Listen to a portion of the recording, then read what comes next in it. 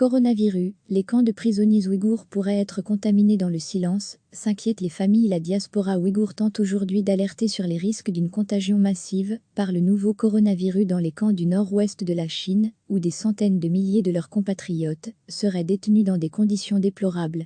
Les gens commencent à paniquer.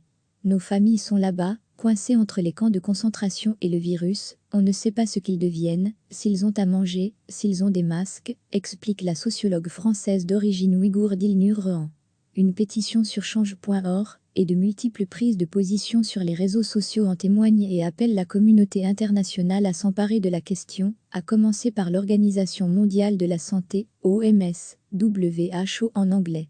Parmi les HTA, virus tritint camp pour virus menace dans les scans, closet camp pour fermer les scans, WHO de Urinki, exige que l'OMS envoie une délégation dans la région autonome du Xinjiang, dont la capitale est Urinki, comme le demande la pétition signée ce mardi matin par un peu plus de 3000 personnes. Des experts et organisations de défense des droits humains accusent Pékin d'avoir interné au Xinjiang au moins 1 million de musulmans, principalement des Ouïghours, minorité turcophone.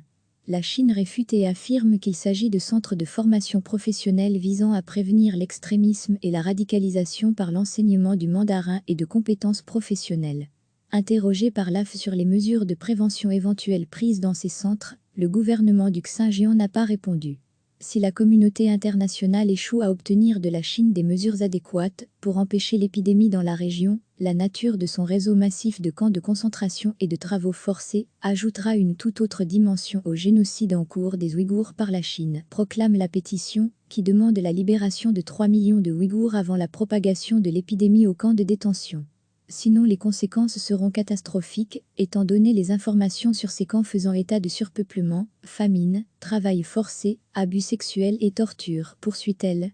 Dans un communiqué publié fin janvier, le Congrès ouïghour mondial, WUC, s'inquiète également des risques encourus au Turkestan oriental, terme utilisé par les séparatistes ouïghours pour désigner le Xinjiang, et surtout dans les camps où les gens sont vulnérables et affaiblis en raison des mauvais traitements et abus du gouvernement chinois, souligne son président Dolkun Lisa.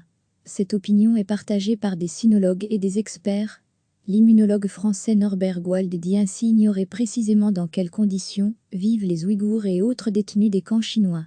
Mais, pour lui, une détention n'est jamais le meilleur environnement pour lutter contre la maladie. Il y a de bonnes raisons de penser que leur détention est synonyme de promiscuité imposée, de stress, de dépression, de peur, toutes circonstances favorisant la transmission de virus entre ceux contraints à demeurer enfermés.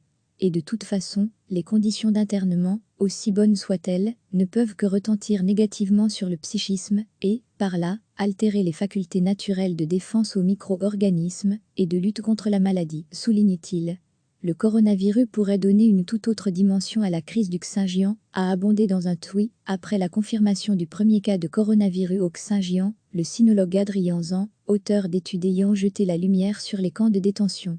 Un de ses pairs, James Miwar, également connu pour ses prises de position en défense des Ouïghours, lui a répondu « Se prémunir contre les épidémies était l'une des 5 conditions requises dans le manuel de Zhu Helin, ancien chef local du Parti communiste, pour la mise en place des camps.